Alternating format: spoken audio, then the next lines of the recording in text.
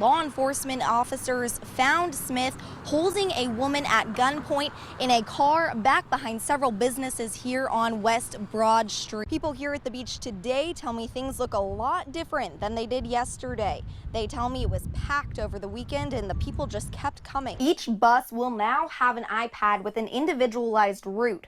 Plus, each parent can now track their child's bus when they download the app straight to their phone. Overpasses like this one on the bridges, especially for your morning commute tomorrow morning, make sure you go extra slow. Be careful because those are the places that will see some slick spots, if any at all. Under the new law, rideshare drivers must now have their license plate number displayed on the front of their cars so riders can clearly see it. You've probably seen signs like these all over the place with different names and different positions, but sometimes it's hard to figure out how that translates to what you see on your ballot. The rule doesn't apply if you're on the beach or just taking a walk outside, but if you want to go inside any of the businesses here in Surf City, you're gonna have to be wearing a mask.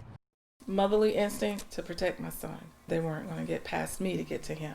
Monica Shepard and her son Damien never expected to be greeted at their Pender County home with that scene Sunday night. I was playing my video games as usual, and I hear a banging on the door. Damien says he opened the door to find 15 people, some holding guns, including an off-duty deputy from the New Hanover County Sheriff's Office, all at his doorstep. They came to my door saying they were looking for a missing girl. They were given my address and my name, and that they were going to come in and look for her. Despite the graduation sign in the front yard clearly showing he had a different name, he says they kept pushing.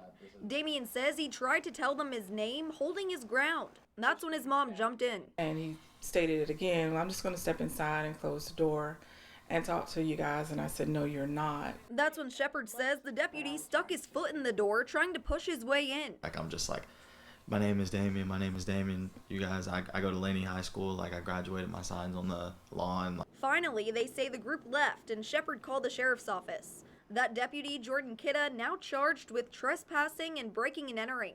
Not only that, District Attorney Ben David announcing he's been terminated from the New Hanover County Sheriff's Office. One thing that we absolutely make certain of is that anyone who's violating the law be treated the same. We didn't want to rush to any hasty decisions. We wanted to make an informed decision. The situation was diffused, and we didn't feel like there was any further threat that evening. Still shaken, Shepard says things could have ended much differently. It didn't have to go that way, and just thankful that it turned out the way it did. You're so grateful for the help, but that doesn't mean it doesn't hurt. The hurt of losing your home not once, but twice. I told everybody I had hurricane PTSD, and I was joking, but I didn't know it was really true. First Matthew, then Florence. When I would walk in before, it was depressing. Embarrassing, really. It was embarrassing for my children. Because Sandra Settle knew she and her family may not be able to stay. Her home destroyed twice. The first time around, FEMA gave us $126 for cleanup. That was it. Settle says they had to make the repairs out of their own pockets. Then after Florence, Governor Roy Cooper says the state tried to get as much federal funding as we could. But we know that there are a lot of holes in those programs, and so putting together Rebuild NC helped us plug some of those holes. Cooper says the focus is now on funding for long-term recovery for families like the Settles. You've got to be smarter about how you rebuild, and that's what they have done with this. And if we can get people back into their own homes, we want to. Settle says they never would have been able to make the repairs without Rebuild NC. There's only so many home renovations you can do when you don't have the money to do them. From walking into a feeling of embarrassment to now, like Santa Claus has been to town. Settle feels like she can finally live again. There couldn't have been a better Christmas present for my family. It's just incredible. We know we cannot take the pain away from a family, but it's our God-given gift and desires to help share it. It's not something you would expect to find joy in. Fletcher Collins grew up loving to paint, but that was not exciting enough for him. I don't like traditional things. I don't like normal. That's when Collins told his dad about a dream he had. It took things to a whole new level. I said, I want to start designing caskets. He said, Fletcher, you come up with some of the wildest ideas. He said, but I know you'll be good at it. Well, 6 months later, he was my first customer. And he never stopped. 6 years later, Collins and his team at Glorious Custom Designs have made nearly 100 custom caskets. A plain casket, it does not characterize the beloved.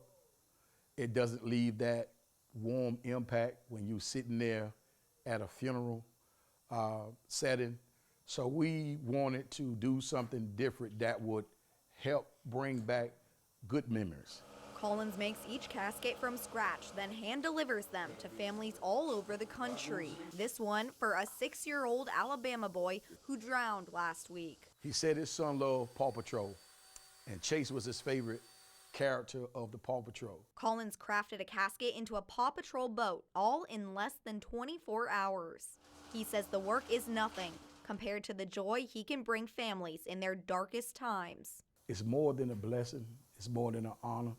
I find it greatly amazing for God to have chose me and to allow me to have the gift that he gave me and to give this gift back